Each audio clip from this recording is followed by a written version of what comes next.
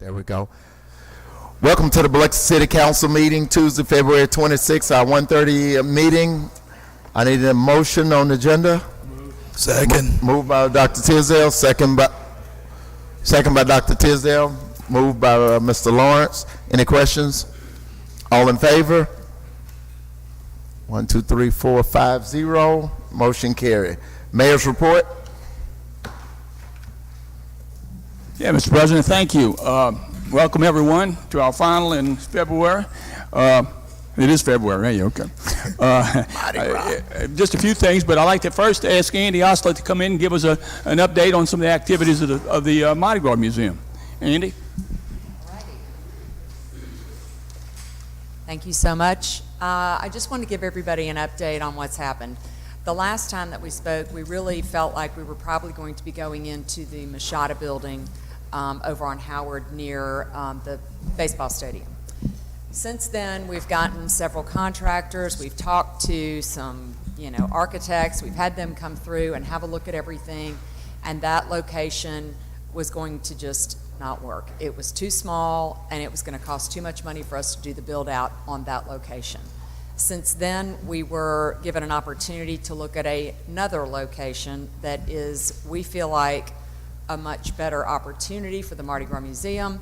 It is going to be at 792 Howard Avenue, which is the Graves building. Michael Graves has the accounting firm upstairs. This would be the entire bottom floor of that. It's around 4,500 square feet on the bottom. We would also be able to move Gulf Coast Carnival Association's offices in with us there as well and give them the ample space they need, as well as give the museum a good location, especially with what's going on Howard Avenue right now and what we foresee in the future. I've met with 3 different builders in the last 10 days. I've also met with an architect as of yesterday. We are getting the drawings up for that. The structure of this building is fine.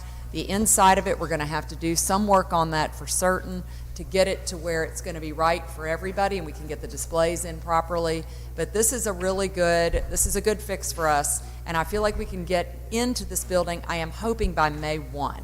So right now, what we're doing is we still have all of this stuff in storage, all the costumes, every bit of that is in storage as of right now. We are going to move forward with some plans for this building, get the drawings done, but this is all something that, it has taken a tremendous amount of time just to get, as far as the Machada building went, we liked that building. We would have liked to have gone in there, but it was just cost prohibitive for us. We felt like it was going to end up being too expensive and too small for us to go in. This one, we feel like we can get in there for a really reasonable rent. Right now, I'm waiting, like I said, on getting a drawing from an architect to make sure that this is, everything in it is sound, and we can make it work for both us as well as Gulf Coast Carnival Association.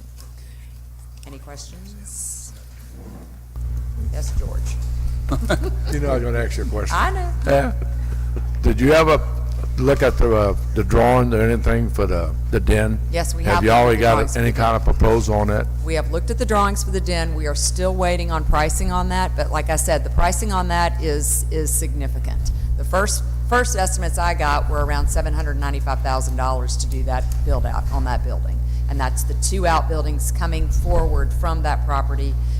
Like I've said all along, I would love to see that happen. I think that is an awesome opportunity for that entire neighborhood to build that out and make that like a little mini Blaine Kern. I said that before, I will say it now. If that could be a long-term solution for us, I think that would be fabulous. But I think we've got to get somewhere in a hurry. We need to get the doors open. We need to start generating some money. And that's really where I feel like this is an opportunity for us to get that going. Well, all that's true, Andy, but you're still going to have to raise the money for the next thing. And how long you feel you can be in this building? A couple of years, maybe? We're going to do a 5-year lease with them. Yeah. So, I mean... And in the meantime, we're going to have fundraisers every year. We're going to start raising money every year. I understand that, but I'm just saying that's why I always push, and what you say is true, where we need to be in, right behind the Civic Center. That's perfect. Mardi Gras Day, all the balls there, that's where we start everything at. That's a good thing. So that's why I'm just trying to figure if it's $800,000, sometime to me, you get that done, you haven't maybe done in a year or so. And instead of putting a couple $100,000 in somebody else's building that you're leaving anyway. I don't think we're That's gonna put just that, an we're not option. gonna put that much money into this building. It will not be near a couple $100,000 into this building, no. Well, you got your lease, you got everything. Well, you by the time the yeah, lease is right. done, we still have that to do. But as far as renovating goes and getting open, I mean, if we wait a year, which construction, the way it goes, if you say it's a year, it's 2 years, or it's a year and a half. And we've got storage for all of that stuff that's sitting right now. I'm just trying to get that stuff out of storage, so we quit paying for storage, and we have it on display. We're open, we're charging a little admission. We've got a gift shop open where we're selling wares or whatever we can get out of there. Get on the tour train, you know, get on their path, so that way people stop by and see it. Plus, just with the activity that's going to go on in that area, we really feel like this is a good option in the meantime. Yeah, I just need, my thing is get the other one done, get it done as fast as possible. Like, Saturday night, went to Neptune, and then Lake Perot across the street. You imagine how many parties you could have before you went to the ball, at the den, if you had a room there. I agree. I agree. So I it's just feel like we connection gotta is get right open there. in the meantime. Thank you. Any other Thank you. questions? Any more questions for Ms. Sandy? Happy Mardi All right, Gras. thank you, Andy. Happy Mardi Gras. Right.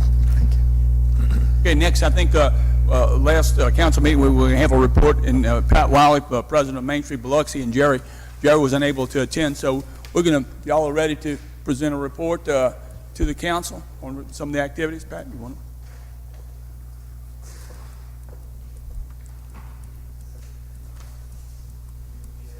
Bring it, Jerry.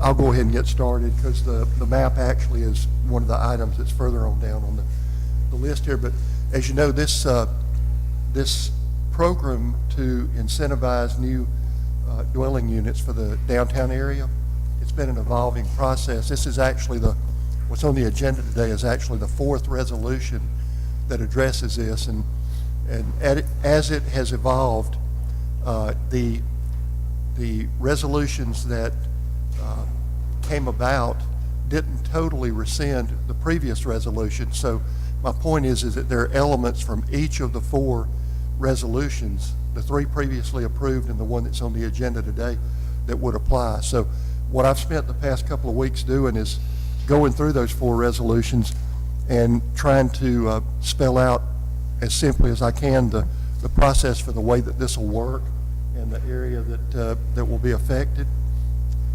As I said before, the purpose of the program is to incentivize new dwelling units, either newly built or building conversions within the city's central business district downtown area. When the map comes up, I'll show you what we're talking about. The way that the program works is that the Economic Development Security Fund would loan $500,000 to a city's non-departmental budget under a line item to be known as the Downtown Housing Incentive Pilot Program for up to 20 grants of up to $25,000 each. In the second and in the current resolution, Main Street is named as the facilitating agency or the nonprofit that would help administer the program. The new ordinance, the one that's on the agenda today, actually shows the extension of the boundaries. Originally, the boundaries were just limited to the downtown area, but what has happened with the new map that we'll show you in just a few minutes is that we've extended the The east boundary is Lee Street. The south boundary is the Mississippi Sound. What's happened in the new ordinance is that that boundary has been extended north to the properties on the south side of Bayview that actually face Back Bay Boulevard, okay? And to the west, it comes down from Forest Avenue, from Bayview down Forest Avenue, with the properties that are on the west side of Forest that actually face Forest, comes down to Gill, and then turns back into Porter Avenue. And I can show you that better than I can explain it to you. Okay, the way that the resolution is set up is that Main Street would get a one-time $25,000 grant to provide accounting services and other expenses for both projects, the housing and the facade grant projects. There would be a tri-party agreement between the City of Biloxi, Main Street, and the developer. The developer would be responsible for, in his application and in his presentation, to show or to comply with the but-for clause that's located in there, showing that if it were not for the grant, the project would not be economically feasible and would not happen without the grant funding that they're applying for. The way that it works is that the city would loan the funds to Main Street. Main Street would then loan the funds to the developer. There'd be a $250 application fee grant that would be kept by the Biloxi Main Street Association. The application fee would be refunded only if the application is not approved within 60 days. Existing occupied dwellings are not eligible. So if there are existing residential units in this area and they're occupied right now, they would not be eligible. If there are existing dwelling units and they've been vacant for at least a year, they would be eligible for the program. The complete application would be submitted to Community Development, Biloxi Main Street, and the Mayor's Office simultaneously. They would submit an application to each at the same time so that Biloxi Main Street and the Mayor's Office would be aware from the beginning. But the way that the process would work is that Community Development will review the applications for completeness, correctness, and compliance with the applicable codes, ordinances, and the design standards. Once we've confirmed all of that information, Community Development would forward the application to Biloxi Main Street for their review and considerations. Once Community Development and Biloxi Main Street reviews are complete, the applications and the recommendations from those two bodies would be sent to the Mayor's Office for consideration, and the Mayor's recommendations to the City Council for approval. The applications will be approved or rejected in sole and absolute discretion of Biloxi Main Street and the City of Biloxi, based upon compliance with the City of Biloxi and Biloxi Main Street's goals and objectives for development. Greater weight and consideration would be given to the applications for projects closer to the Biloxi Main Street district. From that point on, if the grant is awarded, the tri-party agreement is signed, presented to the council for approval. They would submit plans to our department for review. Once those plans are reviewed and approved, the permit is issued. The next step would be that construction begins and then follows the normal process for any other building project. Once we verify that the building is renovated or built in compliance with the codes and ordinances and design standards, a certificate of occupancy would be issued. Once the certificate is issued, the ad valorem tax value would be assigned by the Harrison County tax collector. The requirements are that the units must be used as residential for at least 5 years. The developer cannot agree to leases for any period less than 60 days. The units must be occupied within 6 months of the certificate of occupancy issuance. If not occupied within 6 months, the developer must refund the $25,000 or the amount of the grant, whichever they receive, to Main Street, who would then refund the amount back to the City of Biloxi. Once the units are completed and added to the tax rolls, the ad valorem taxes that would collected that would normally go for the building improvement would then be repaid to the Economic Development Security Fund until the loan is repaid in full. The last statement is that the official files for all of this would be kept in the Community Development Department, so we would be responsible for monitoring and making sure that they're in compliance. So, we now have the map, and you can see, again, that the new boundaries are bordered on the south. Do we have a copy of that? Sir? Do we have a copy? Y'all do have a copy? Yeah. No, we don't have a copy of it. Well, not It should be in your packet. If it's not, we can make you a copy and give it to you. But I didn't see that. We Katie's had got- one once before. I'm sorry. Okay. Okay. The boundaries are bordered on the south by the Mississippi Sound. It's bordered on the east by the properties on the east side of Lee Street that actually face Lee Street. On the north, you can see Back Bay Boulevard, the properties on the south side of Back Bay Boulevard. And then from Back Bay Boulevard down Forest Avenue to include the properties on the west side of Forest that actually face Forest until you come south down to Hill and then transition into Porter Avenue, so it would have the properties on the west side of Gill and Porter that actually face those streets. That's the new boundaries that are included in the resolution that's on the table today. And with that, Pat Wiley's in the audience. If y'all have any questions, we'll try to answer those.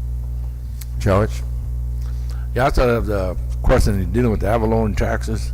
Now, the city have to accept them taxes, then you turn it over to them. They can't accept the taxes. The Avalon taxes, the city's No. gonna have to accept that. No, and if I said something that made that assumption, no, that's not the case. The taxes will be collected by the city, and then the city would repay the fund. We just keep the files on the development process. That was my intention, was to make that clear, that anything to do with the development from the application as it's going through the process, that we would keep the official files, but it would be reviewed by Biloxi Main Street and by the administration. Well, the And- personnel you have and you can do that kind of work. Yeah, we've assigned. That's who you have. I said, you have It'll be nobody in me your and- office that does that. Well, it'll be me and Felicia Serpis that'll handle the administrative part of it, but a lot of this, if you'll look at it, is actually plans review and inspections and those kind of things. I'm talking about the taxes. That's not, I'm talking about dealing with The Avalon taxes taxes. will not That's pass through our taxpayers' hands. money that Yes, we gotta sir. take care of. The taxes collected do not pass through our hands. Let me make that clear. It doesn't pass through community development's hands at all. The taxes are collected by the city, the administration, and then they would reapply it back to the Economic Development Security Fund.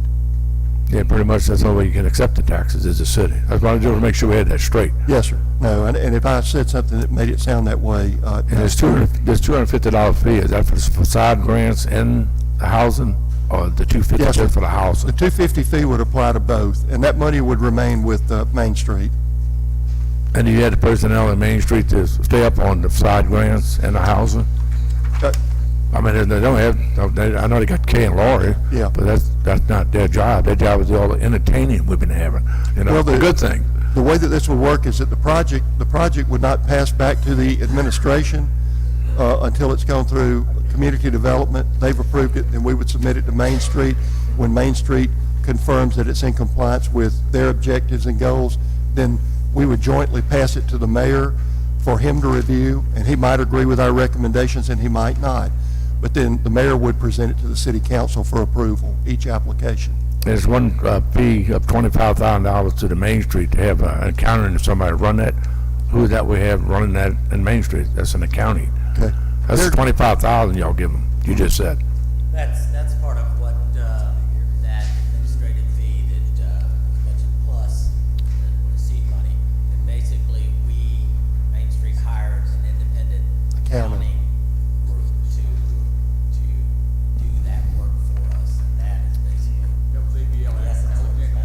ABL, Alexander Van and Kim Banish is our accountant. So she is, that's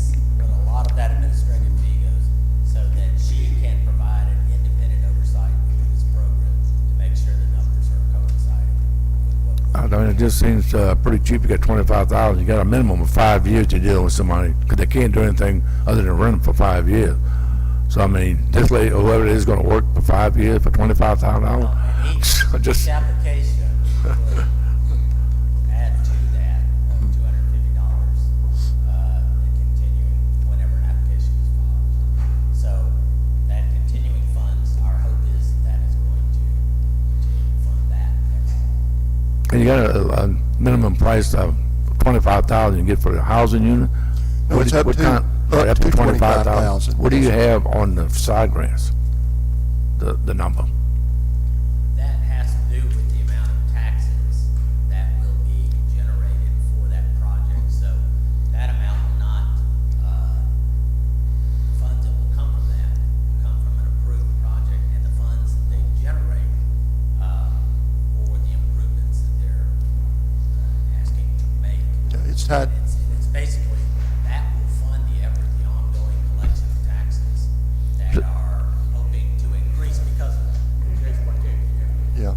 So for smaller business, it could be 20, 25,000. The bigger business, 80, 100,000. So I mean, different ranges. Correct. Well, whatever they generate, so in other words, it'll never exceed whatever the tax increase that the improvements for the facade and other improvements to the business will generate, so whatever taxes, city taxes, they end up raising in addition to what they're doing now, so it will basically fund itself, so it will not exceed what their taxes will be. That was the idea of extending it as far as we did to Port and that, because a lot of business down there suffering because of the road work and stuff like that, and maybe some of these things can help them bring themselves back, you know. Well, Dixie's out there with the jacked up coffee, and she's working herself to death, so, I mean, they part of downtown Biloxi. You know, that's all that, so all that's got to be involved in that, so that's the reason we pushed it back to Porter. And Councilman, that's made pretty clear when someone applies for this grant as to how the process works, that there would be an abatement of taxes they generate in addition to what they're generating right now. And if no further taxes are generated, then there is nothing to abate. So it will not exceed any kind of amount like the housing grants. It'll all be contingent on the economic feasibility of whatever happens there. If they're successful, they're going to generate more, and if they're not, they won't. So you get it first, then it goes to the Main Street, then it goes to the mayor, Yes, sir. then the mayor brings it to us. Mayor brings it to you. Thank you. Anyone else? Dr. Tisdale? Yeah, I apologize for my voice. I spent all day hollering at the mayor. I figured I'd get out of bed and be Vincent Creel today. So I hollered till I was hoarse. Jerry, this seed money, if you will, for the grants, up to $25,000, up to 20 units.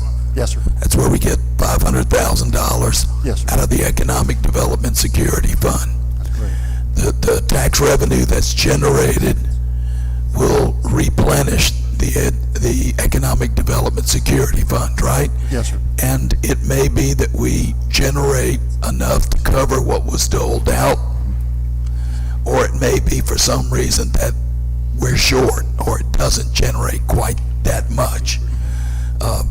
But I just wanted to be sure that the money that's generated is going back into the Economic Development Security Fund, that we're not later on in the economic development in that pot pulling down money from the general fund. The resolution is very clear about that all the money collected would go back into the Economic Development Security Fund until the loan is paid in full.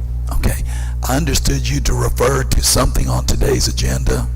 There's nothing on, there isn't, maybe I misunderstood. But there's nothing on the agenda about this. You're just kind of bringing us current on what's transpired with all the changes. That's fine, thank you. Thank you. Anyone else? That's it? Okay, thank you, Mr. Creel. All right, Mr. President. We have a dynamic group from the Southern Rail Commission, Kate Creel, Todd Stennis, Knox Ross, and they're going to give us an update on resolution from 2015 regarding the platform and the southern possibilities of Southern Rail happening. Todd? Thank you, Mayor. Todd's going to be handing out, these are some pieces that we've been using in Jackson, working with your legislative delegation on the final piece of this puzzle to get the train running. I'm Knox Ross. Some of you I've met, some of you I haven't. I'm the Vice Chairman of the Southern Rail Commission. Todd Stennis is the area representative for Amtrak. He works for Amtrak. And then all of you know Kay, who's been on the Southern Rail Commission, former chairman of the Southern Rail Commission for many years. The Southern Rail Commission, just to give you a quick background, is a 3-state commission formed by the United States Congress. We're all appointed by our respective governors. We're not compensated for our time, and we represent our state's interests in passenger rail. And our main project, as you all know, has been reestablishing passenger rail on the Gulf Coast, and we are very close to doing that. Senator Cochran, Senator Wicker, and by extension Senator Hyde-Smith put together a couple of funding pots for this, something called Restoration Enhancement Grants, and another pot called CRISI, which is Consolidated Rail Infrastructure and Safety Initiative. Those two areas have money that is basically set aside for the service. We have successfully applied for both of those. The Mississippi Department of Transportation has matched the Restoration Enhancement Grant, which would cover any shortfall in the revenue of the service. And this service would be 2 trains a day between Mobile and New Orleans. So what you would have in Biloxi is you'd have a morning train out of New Orleans, a morning train out of Mobile, a night train out of and vice versa. So it's better than you've had in Biloxi in modern times. And it would bring people straight to your downtown exactly where you're doing that. This is much better, I think, than what we originally were proposing, and this is something Amtrak's very excited about. So where we are is, as far as the operating funds to operate the train, MDOT has matched the grant application. We have submitted a CRISI grant, and we have matched it 20%.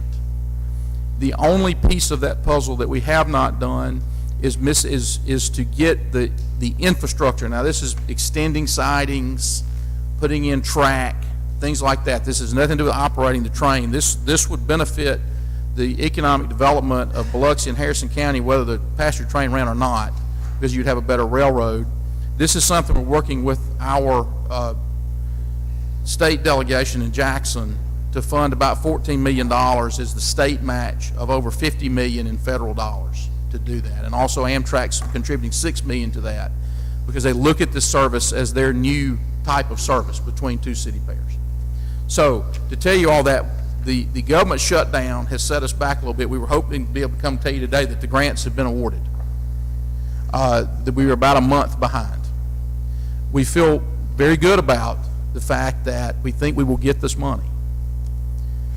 With that, Amtrak assures us, and Todd can address this, that they can have the trains running within 24 months.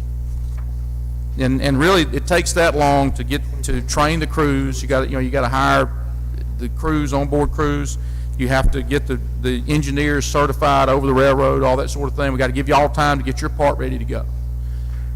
We're very excited about this, and we gave you this, and in there's some economic, but most of this is economic development impact. And also, for those of you that were on the inspection trains, a 3-minute video on the stick of that inspection train to kind of remind you of what we saw in our cities as we came through.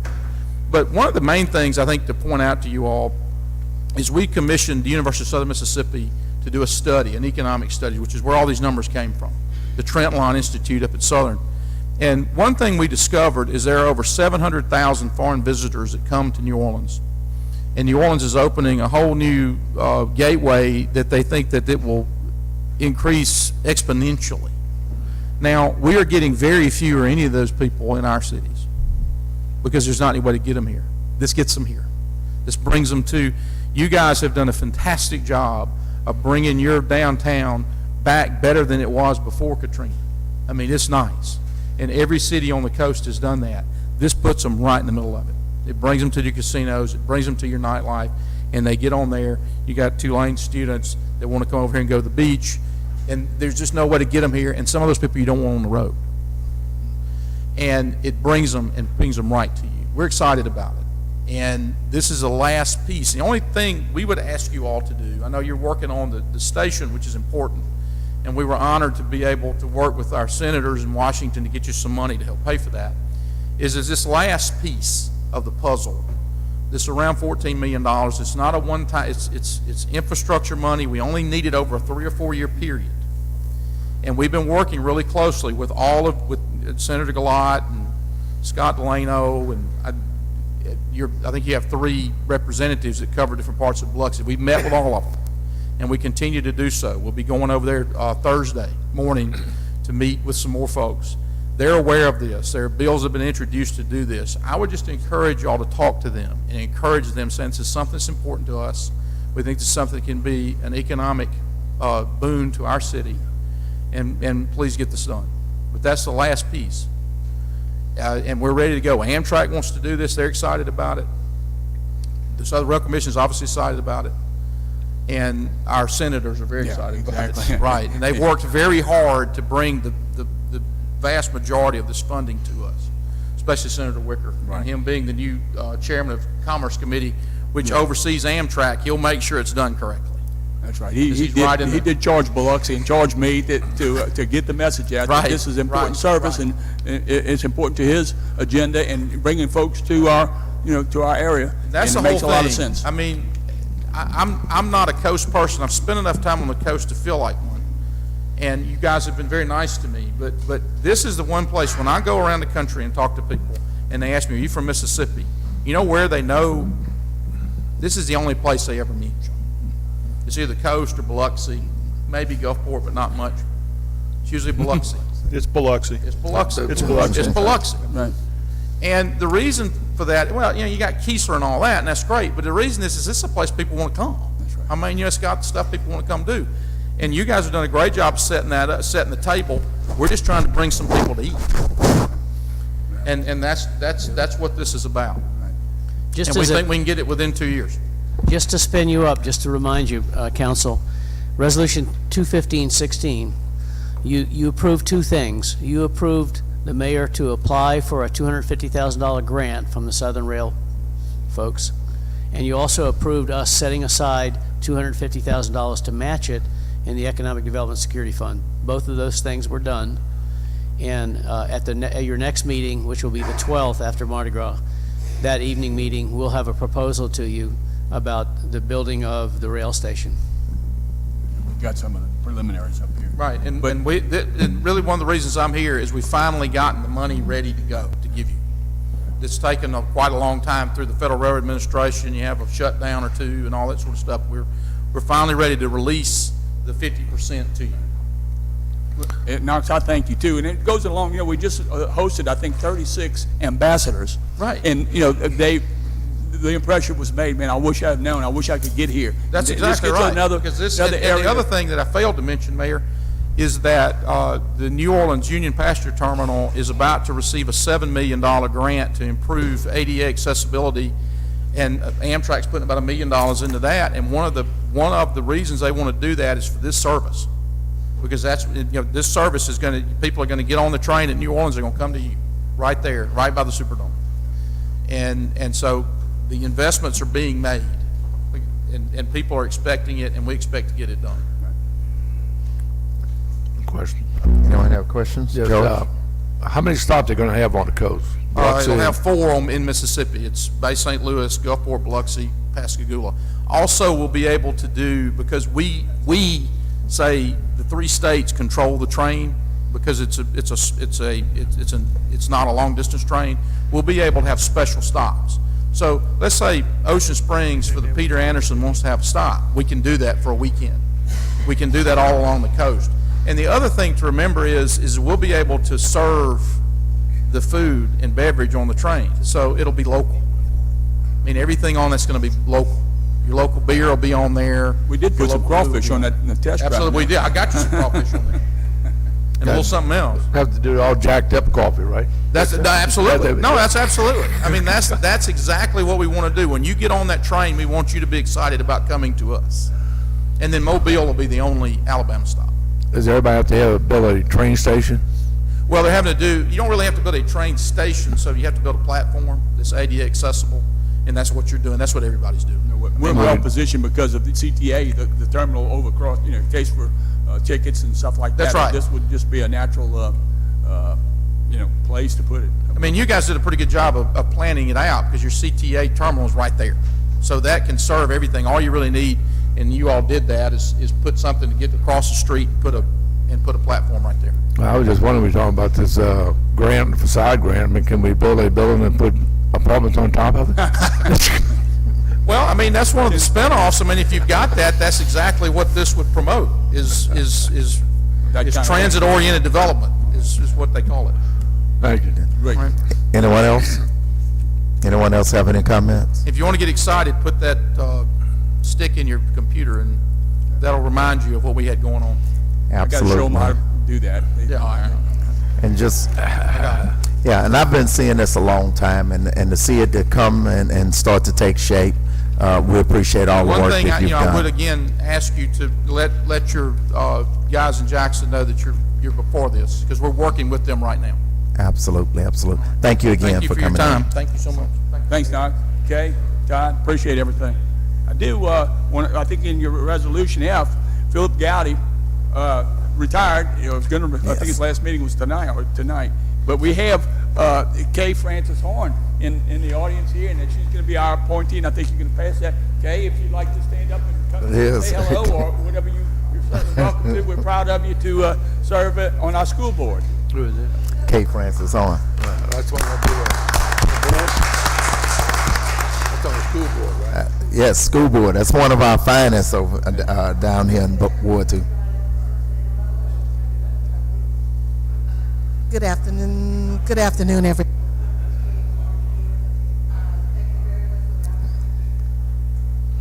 You turned it off. You turned it off. Press it You gotta on. push the button. To turn green. There we go. All right. There you go. Okay, thank you. Okay. Okay, we'll start this again. Hello, everybody. I'm Kay Horn. I'd like to thank you for the opportunity to serve on the school board starting March the 1st. I will make you proud, and I will do my best to do what's good for our school facility. Thank you. Thank you, Kay. All right. Well, thank you. Yeah.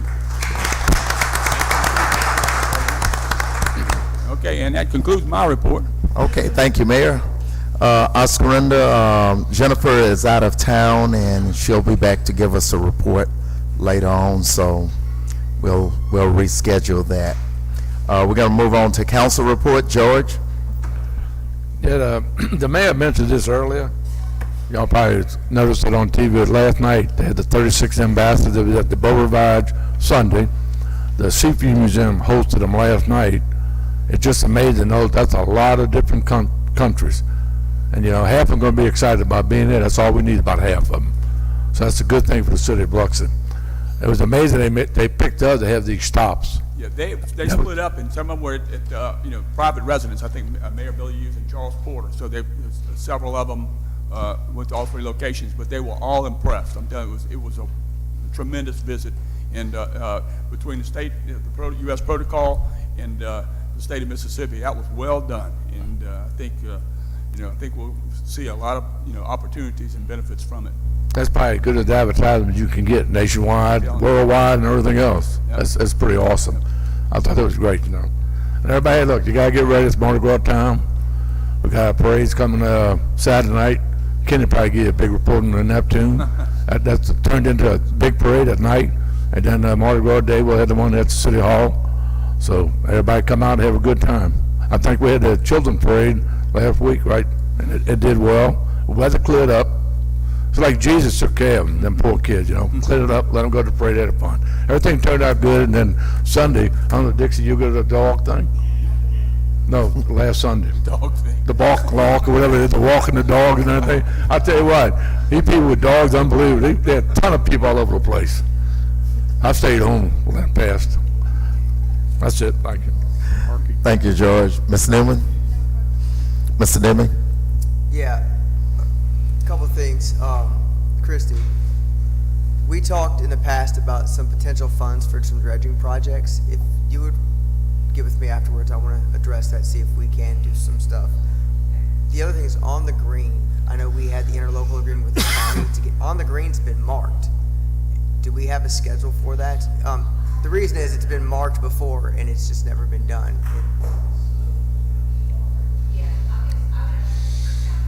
Okay, thank you. And lastly, I don't know if you saw a national publication that praised, well, it was the Pickleball Association's publication. So we were highlighted in the Pickleball Association's national publication, and they praised Jerry and the Parks and Recs Department for how well we redeveloped that area across from the Mardi Cherry Library. So, I mean, high praise, I guess. Pickleball Illustrated? Yeah. Yeah, it is the Pickleball Illustrated version, I suppose. And that's all I have. Thank you. Dr. Tisdale? Yeah, thank you. Just a reminder that I have a sore throat. don't make me scream some more. Just to remind you, I have a sore throat, right, Kenny? I'm not laughing at you. Hand me that gavel. Just a reminder, I have a council meeting tomorrow night at 6 o'clock. A ward meeting at 6 o'clock, where if you attend, you won't be able to hear me either. It's at 6 o'clock at the Snyder Center. The public is welcome. The other thing is I want to compliment Pelican Waste. They're handling the trash under the new contract. They're doing a good job in my neck of the woods. I assume they're doing a good job in other parts of the city too. So that's all. That concludes my report. Mr. Glavin? Yes, thank you. Yeah, as George said, we had a big Neptune ball. It keeps growing, getting bigger and bigger, and the mayor's wife was there. Y'all were looking dapper, and your wife was looking beautiful, and we had a good time that night. Matt Langlanez reigned as our king, and Carrie Dunning was the queen. We'll be having the night parade, as George mentioned. We're expecting about 80,000 people for the night parade. The floats will be arriving Wednesday, and they'll be at the Coliseum. I think we're going to have an open house on Thursday if you want to get a sneak peek. Some of you can come down there and look at them, but they're going to be just outstanding. Our Grand Marshal is John Snyder. Y'all probably read about it in the paper. Bo Duke of the Dukes of Hazzard. He's also going to be doing some singing or entertaining on the coast later on in the week. And of course, Gulf Coast Carnival kicks up. We're looking at, seeing what they're going to entertain us with over 100 floats, I understand, and units in their parade. So we're looking forward to that on Tuesday as well. Hotels are looking fantastic for the entire week. Usually it's hit or miss a lot of times during Mardi Gras. But something is happening where we're seeing just the whole week is filling up and occupancy levels are real high. So that's a really, really good trend for us here on the Mississippi Gulf Coast and in Biloxi. And that concludes my report. All right. Neptune Kenny. Mr. Barrett? No report, and I also have no report. All right, we're going to move on to the policy agenda. We're going to move on to public agenda, the citizen comments. We have a total allotted time of 45 minutes. That's 3 minutes per person. That will be strictly enforced. Anyone on my left would like to come up and speak? Anyone on my left? Ms. Wiley. Please sign in, state your name and address for the record. Okay, and Pat Wiley, I come again wearing the hat for Biloxi Main Street as the president of that organization. Mayor and council, members of the council, I wanted to address, I know that in a little bit you're going to have some discussion involving a proposal regarding an overlay district for the Howard Avenue district area of the new developments that are coming. Upon reading the draft of the overlay district that you will be discussing soon, a couple of items I wanted to point out gave a lot of concern to those of us who work toward developing the downtown area into a vibrant and economic development growing area. The two items that I'll tell you very quickly are an overlay district is a very effective tool when it comes to working for planning of an area toward a desired end. However, in the agenda or the draft that I read, there were a couple of items that I wanted to point out that you make sure that we would continue to discuss, that would come up in discussion. The first of which is in the draft I read, it involved that this overlay district could possibly supersede the Architectural and Historical Review Commission, which is basically was created to make sure that the culture and the structures of the downtown area would remain effective toward our history of this great city. That fact gives us pause and wondering what the discussion of that. The overlay district basically is used in planning areas to make sure you draw attention to what you're wanting to achieve with that group. Our concerns with superseding that AHRC group would be this group was designed to protect the history and the look and feel of the downtown area. So that alone gives us pause. The second would be in the draft that you will see that you're about to make a vote on a proposal. One has to do with prohibiting the use of amplified music in structures in this overlay district. Because this is going to be an area of a great entertainment district involving restaurants and bars, to not have music in that area, I think would not do justice for an entertainment area. Thank you, Ms. Fowler. Anyone else on my left? Come on up, sir.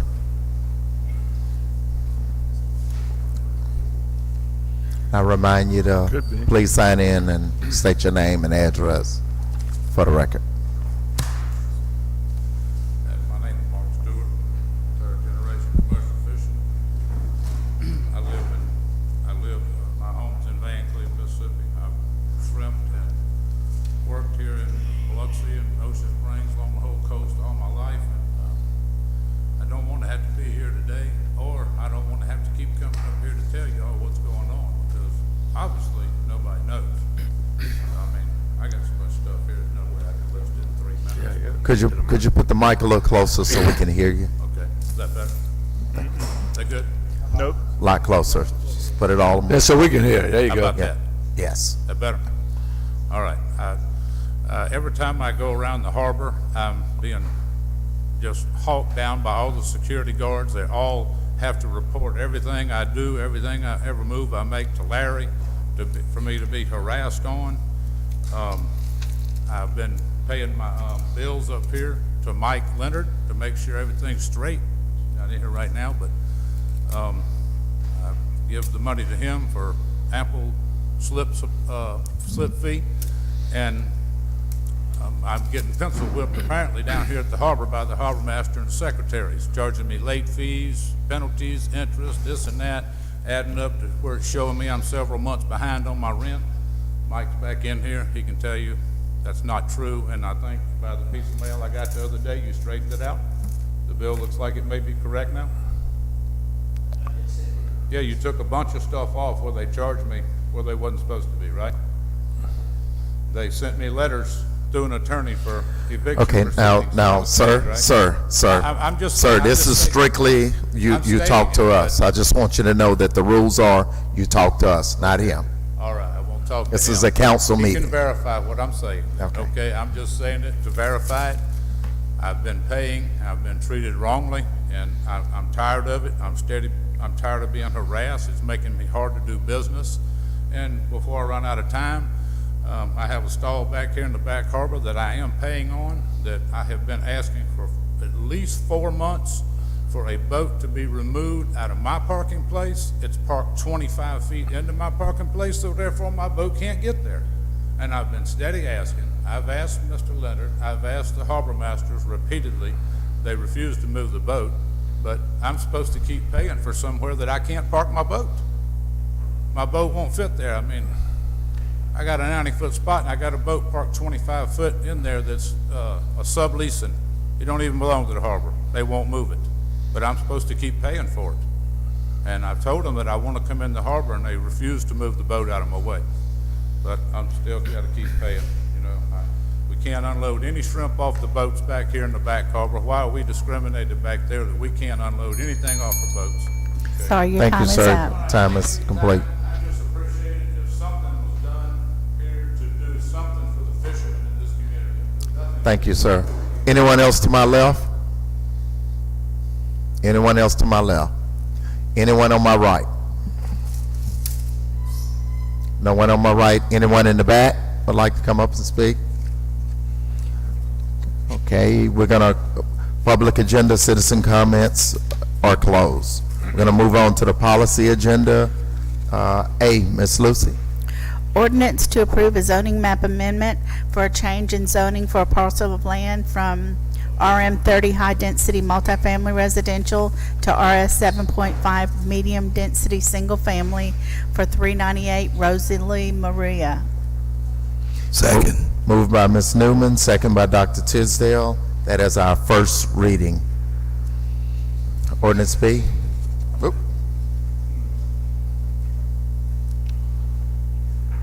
Ordinance to amend section 233586 of the LDO to designate the structures located upon 148 Seal Avenue and 178 St. Francis Street as City Biloxi landmarks.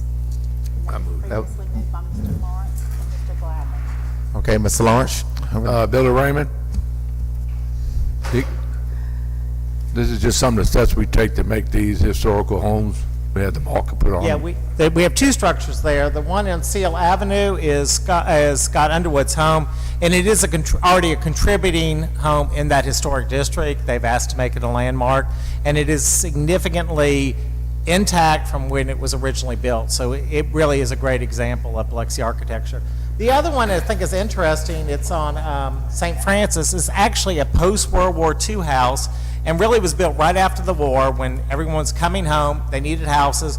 Biloxi was expanding. This is one of the first houses that were built in that neighborhood, and really is a great example of that later architecture, and really tells a lot about our community as we were growing post World War II, and we saw a great expansion in our city at that period. That's why I brought Mr. Raymond up there, so he could clarify all this for y'all. If any questions, you shoot at him. It's a good thing. Okay, Mr. Glavin. I don't have much to add. It's just good that we preserve and designate these historic spots and keep our history and culture, alive. Thank you. Okay, anyone else have any comments? All right, we'll call for the question. All in favor? Okay, 7-0. Motion carries. Policy C, Ms. Lucy. Ordinance to amend the Biloxi Land Development Ordinance, which addresses a new overlay district to be known as Downtown Howard Avenue CRO District. Lawrence and Tisdale. Mr. Lawrence, you have any Yeah, comments? we had a lot of councilmen had a lot of questions about some of the things written in this, so I don't know what we exactly need to do. We need to bring it back, have a public hearing, or a workshop. But there's a lot of things in there we'd like to have taken out or rewritten.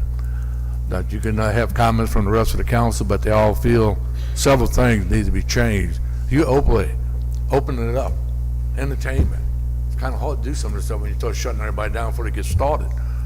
So that's some of the questions I think they need to ask, or y'all just rather have a public hearing or a workshop, whatever y'all feel best to do. Dr. Tisdale, you have any comments?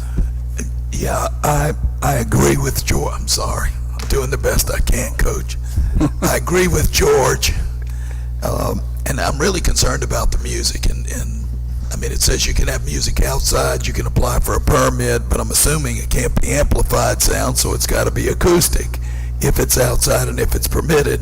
But you can't have music in stores, out of stores. The other thing is you've got the architectural and historical, the historical part of the city. And this CRO would supersede that basically. And I'd like to know what the difference is with this CRO and its requirements compared to the current historical guidelines, if you would, for what's in the historical zone. I don't know if they're very similar, if they're significantly different, and that, I don't know how much time we I think want the to whole spend on idea this. was to streamline the development, and I think Jerry can address some of that, but I do agree with some of the thing that George said about, amplified music. I mean, this is a district we're trying to create, and we're trying to do it as fast and as reasonably as we can. So, I mean, if you have very specific questions, or if you want to, continue this, I think, though, we have the opportunity to short-circuit this, and addressing those things that you see, you may have questions on here, maybe at the next, if you want to table to the next meeting or whatever. I mean, it's best to get it right and not have to revisit it. Now, our next meeting is on the schedule for the 12th, and that'll be a night meeting. And I kind of feel like most of the other guys that we need to go ahead and do a workshop first prior to that meeting and put it on for the next meeting. Well, to correct them. we got some very specific ideas and thoughts. I mean, if you want to do a workshop, that's fine, but I would rather have those 2 weeks, whatever, to address very specifically. We can, executive summary, tell you what we think the highlights are and the benefits of creating this, where there's so many hoops that you have to go through to get a new type of business in place. So I don't mind addressing each and every one of your questions regarding what you'll be voting on at the next time. Okay. But Jerry, if you want to- I can answer some of those. Of course, AHRC, there are very specific regulations that were adopted, the historic preservation design guidelines that were adopted to preserve the historical integrity of existing buildings. Now, one of the differences between those regulations and these regulations is that this section assumes that there's going to be some improvements made to these areas downtown. Modernization of exactly although they're what very has been similar, in place. they are very similar, and they are designed for preservation of the look of the building. They're not trying to change the look. We want to make sure that any new development is in the same character as those buildings that are in this downtown area. But if you'll look, you'll see that there are things incorporated into this, like the addition of Wi-Fi. For that, I see that's something you wouldn't find in the architectural design standards. Now I was asked a question about the music, and why music was prohibited. It says amplified music is prohibited. We did have in our old ordinance a section that referred to acoustic music being allowed, but I would assume that one of the reasons that music needs to be not allowed, or at the very least subdued, is that we've just agreed to grant applications to create residential in downtown. And I think that there was a need to put some controls in there to make sure that people aren't playing loud music all night for those residential people that are going to be living upstairs. Let me jump in front there. Amplified is kind of hard to nail down. Use decibels if you're trying to limit things at certain times and certain, that coexist with other things. So, I mean, there may be a bad term, amplified, but, you're really worried about the noise levels that would create, not what residents want. So, but it can coexist, I can tell you. As far as the AHRC review, the purpose of the AHRC is to review applications in the historic districts to make sure that whatever's being done, whether it's a new building or improvements, are being done in compliance with those already adopted design guidelines. Although these are similar, these do have a different side to them. Now, AHRC, we did create an overlay district for Kivett Street. If you'll, some of you may not remember, Mr. Lawrence, you might remember from years ago. And as a review body, we've been using AHRC as the review body to oversee what happens on Kivett Street, to make sure it complies. But those design standards are very different than anything that we've got downtown. That's just a different type of overlay district with a different type of character to it. The key is, Jerry, that we want this to turn into a great place to come to, a fine entertainment. Well, you have to have the music. You have to have amplified music. You can cut the time off, 10 o'clock, 11 o'clock, that's how you control that. You don't let it run all night long. Or the levels. Yes. I mean, there's certain things you can do, but you're And gonna have to have. Yes, sir, and it does state in the ordinance, that any noise, music or otherwise, has to comply with the decibel levels of the city's already adopted noise ordinance. So if the music is too loud and they're in violation, the police can be called to come out and address it. The problem you have with this, anyway it's written, people that want to do that, not even gonna come. They'll go somewhere else. They ain't gonna sit there and fight that, you know? So that's some of the questions that we all had.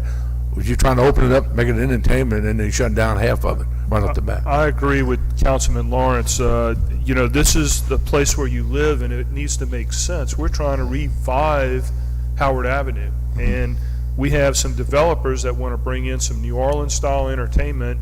And when you go to New Orleans, there's people that live in downtown New Orleans, and it's the place where you live, and you have to adapt to that area. I know we have a noise ordinance. It can be adapted as well, and certain areas, I'm sure, can be exempted, you know, from a particular ordinance if we have to modify that ordinance. We don't want to shoot ourselves in the foot, and all of a sudden, you know, people that were going to come or businesses that were going to come kind of do an about face, and you lose them forever. And so I think we need to be very careful, and I think time is of essence, trying to get in sync with what the developer pace of trying to get these new businesses locating here. So yeah, I think an expedient workshop, Mr. President, as soon as we can schedule one to kind of hammer some of this stuff out. Mr. Barrett? I agree with the rest of the councilmen on this. I've received multiple calls, emails from different groups of people. I did speak with the development group for the downtown district or whatever it's called, and they said that there's multiple things in this ordinance that will be problematic for them. First and foremost, they're courting the House of Blues. House of Blues is going to look at this ordinance and say, no way, we're not coming to Biloxi. They shouldn't, you know, it's the House of Blues. They book bands. They shouldn't have to get a permit to book a band. And a lot of times those concerts go on till 11, 12 o'clock at night.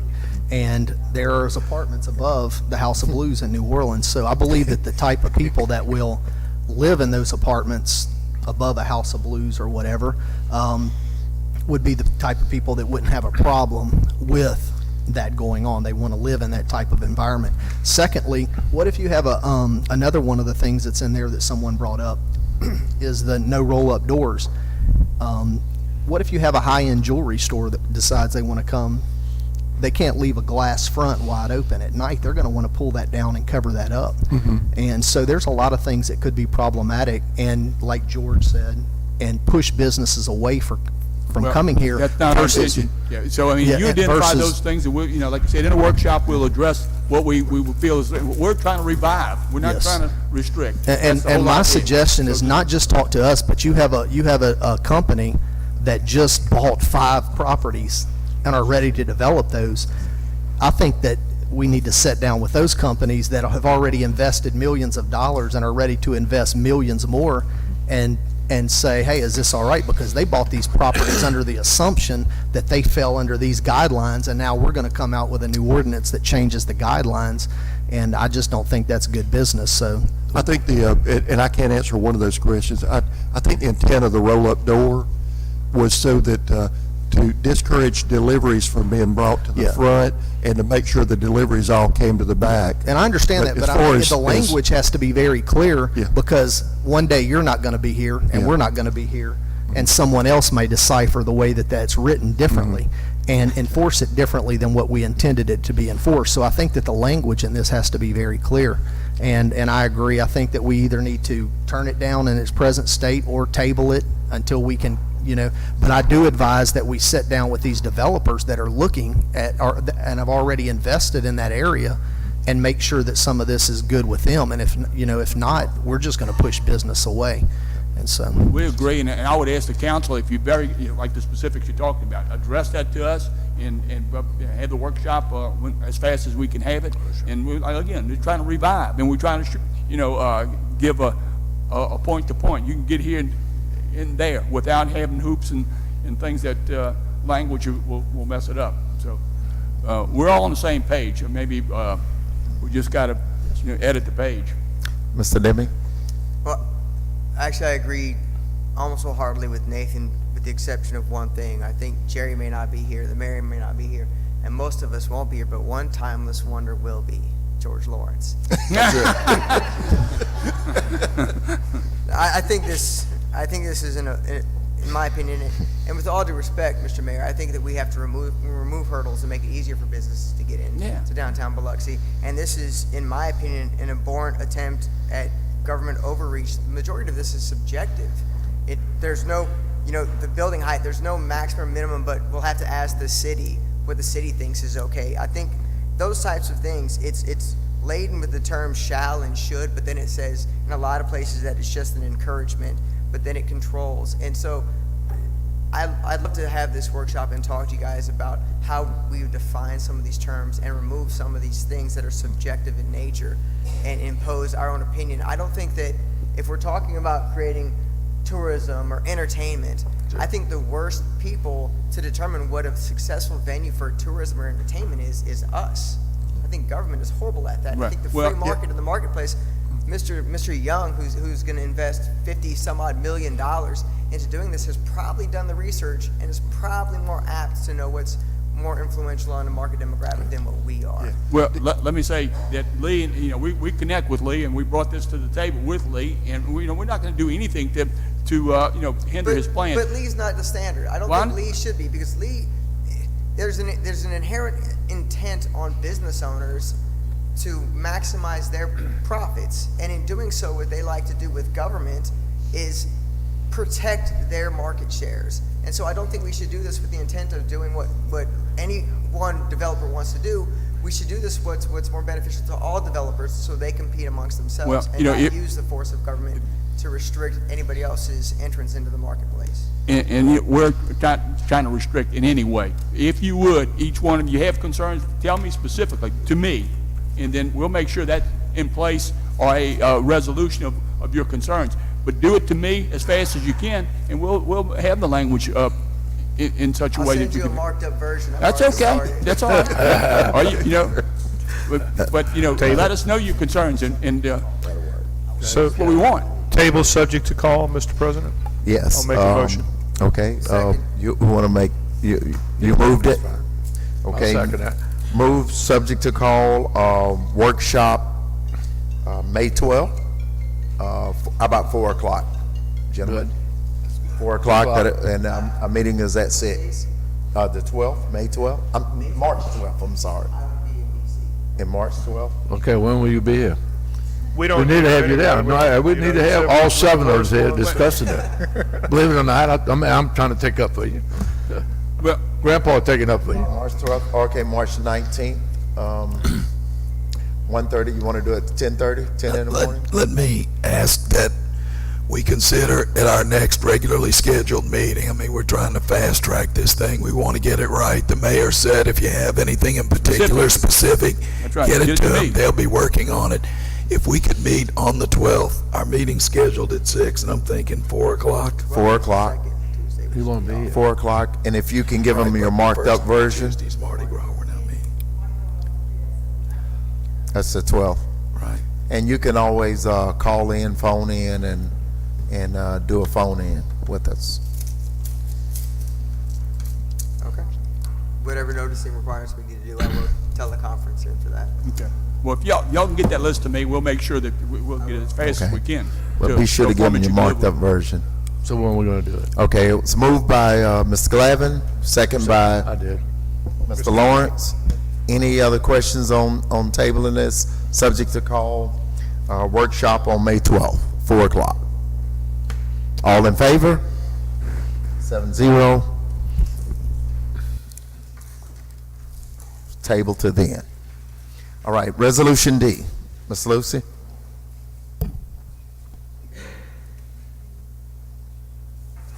Resolution granting conditional use approval to authorize the establishment of a kennel pet grooming facility upon property identified as 14066 Shonewitz Road. Need a motion on it? Second. Moved by Mr. Barrett, second by Mr. Glavin. Any questions? All in favor? 7-0, motion carried. Resolution E. Resolution declaring the intention of the mayor and city council to approve the second extension of the maturity date for the modified anticipation note from March 1st to March 1st, 2020. Moved by Mr. Lawrence. Second. Second by Dr. Tisdale. Any questions? Mr. Deming? Can you explain this? When I read through the resolution, I just want to understand it better. What it reads to me is that because FEMA has refused to reimburse us for something, that we've got to extend out the loan to pay it. Is that what's going on, or the bonds to pay it? It's not a FEMA payment issue.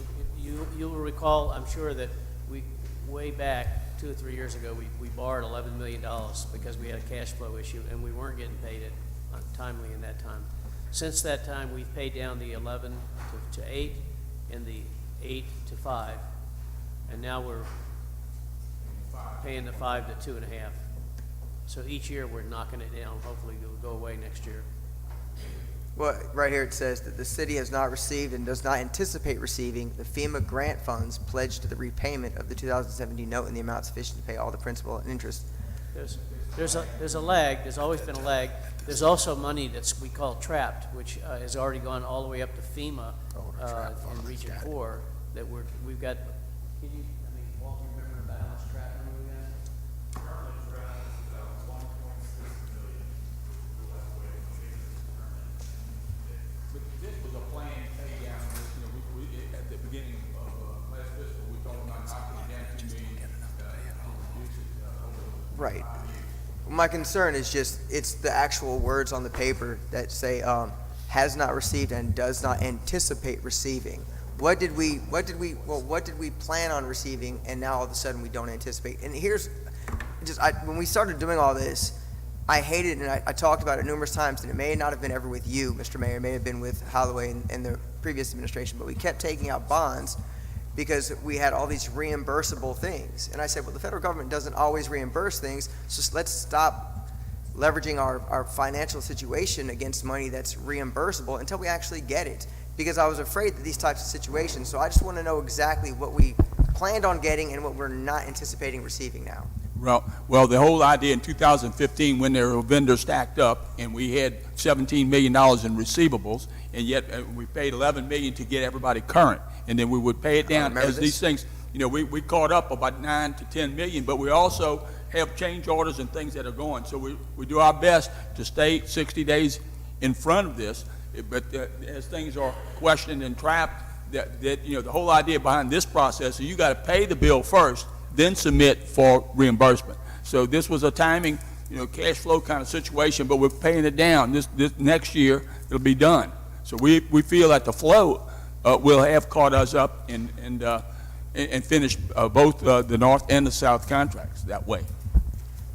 We don't anticipate borrowing any money to stay in front of the cash flow that we need. And I'm not suggesting that we can't pay this back or we're not going to pay this back because we didn't receive. I'm just asking, what have we not received and what do we not anticipate receiving? As per the language of this resolution, it clearly states that there was some amount at some point pledged to the repayment of a 2017 note that we do not intend or anticipate receiving anymore.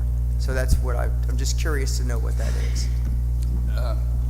It sounds like the federal government let us down. That's what it sounds like. The wheels of the federal government is kind of what slowed things down. So we took some action in order to stay in front and keep progress going. Because if we'd have stopped and waited till things happened in order to pay the next cycle of payments, it would have stood still in 2015 and 2016. But just for instance, we had about $11 million in repayment of easements. Okay. And so that is, and we still have about $1 million in repayment of easements right now, and we're acquiring property both off highway and so I mean that is ongoing, and it has to have at some point it moves forward, but I mean it's a moving target. So, but we're trying.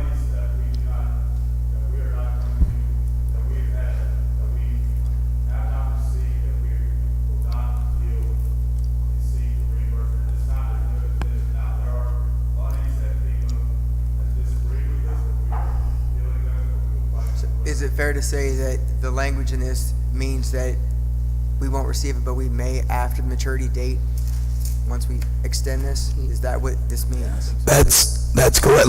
Let me read what you're looking at. The city has not received and does not anticipate receiving the FEMA grants funds pledged to the repayment of the 2000 note in an amount sufficient to pay all of the principal and interest note due on the modified maturity date, which is coming up. We can't pay the whole 5 now. So, that's coming up next. That's right. I suspect without having the previous resolution a year ago in front of us, it said something similar, if not exactly the same. Basically what we're saying is we're paying it down with the money that we're being reimbursed from the feds. They still owe us money. We know we're not going to get it before this next note is going to be paid. In the meantime, we've been knocking it down about $2.5 million a year. So it's not that we're not getting it, we just didn't get it all, or may not get it all before this modified maturity date. But we'll get it all, and that's why you have these meetings every couple of weeks with FEMA and MEMA. So, and that if you want to attend, any councilman can attend.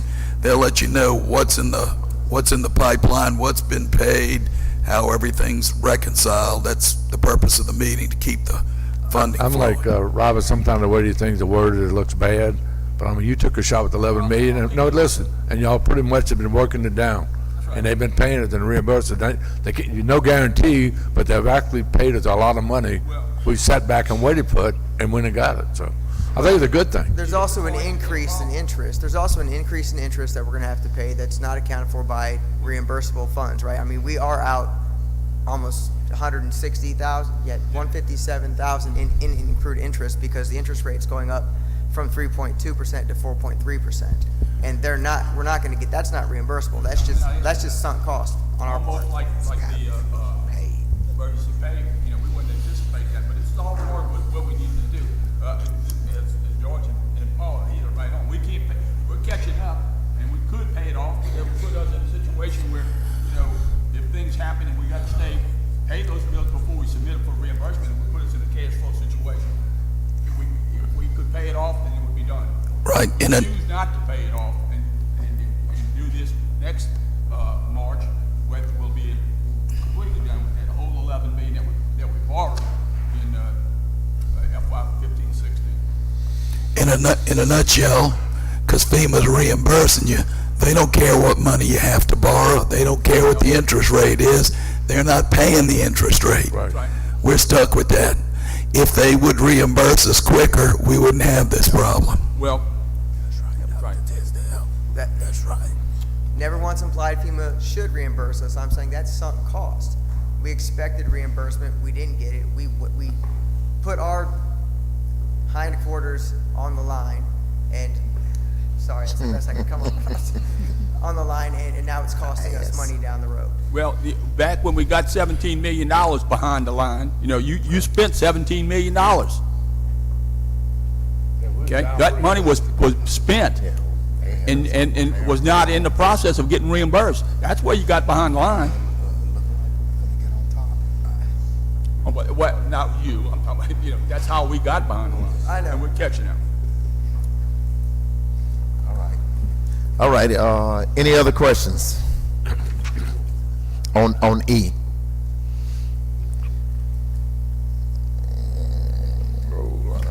Shrink it back down. All right, I'm gonna call for a question. All in favor? Okay, 6-0, motion carries. Resolution F. Ms. Lucy. Resolution confirming and approving mayor's appointment of K. Francis Horn to the Board of Trustees of the Biloxi School Board. I'm gonna move that one. Second. Moved by me, second by Mr. Lawrence. Any questions? I think we made a great choice here. All in favor? 6-0, motion carried. Congratulations, Ms. Horn. All right. Move on down to the consent agenda. I need a motion on it. So moved. Moved by Ms. Newman, second by Dr. Tisdale. George, you got any questions? Yeah, on E, I know we just took this over, kitty cat. What happened there that's an emergency? That work is done now. We just had a point of record put it on the agenda. The work was done as an emergency. It was sewer, storm drain, and water. And it was done, as you know, oftentimes we have an emergency, the mayor now signs an emergency declaration. As a result, we can do the work without getting approval ahead of time. So that's the case with the. So it's all taken care of, okay? Great. All righty, all righty. Anything else, Mr. Let's Lawrence? see, GHL, no. Ms. Newman? None? Mr. Deming? Just A, the Howard Avenue Improvement Project, we're increasing, task 5 and 6 by 10,000, each increasing for 7.5 months for 20K. Why?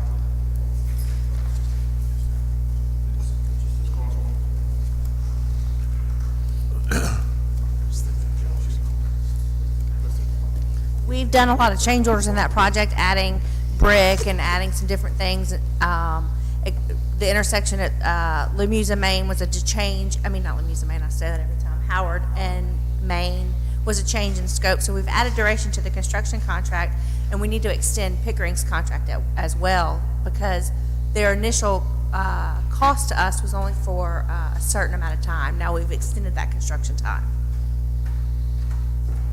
Okay. That's a good answer. If we expanded the scope of their job, then. Right. That's right. They've been on the job longer than we anticipated, essentially. Okay, anything else, Mr. Deming? That's it. Dr. Tisdale? No, sir.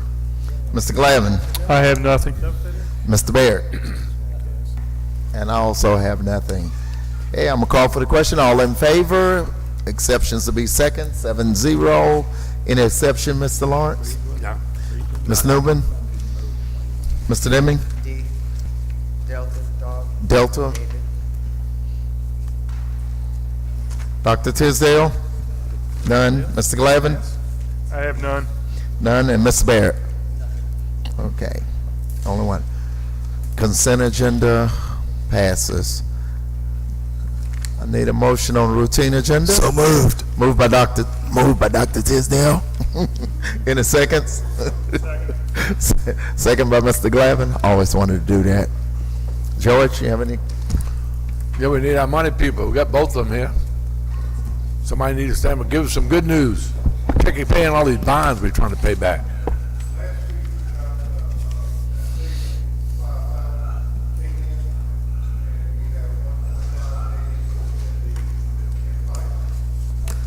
As long as we keep that updated, that's good. Thank you.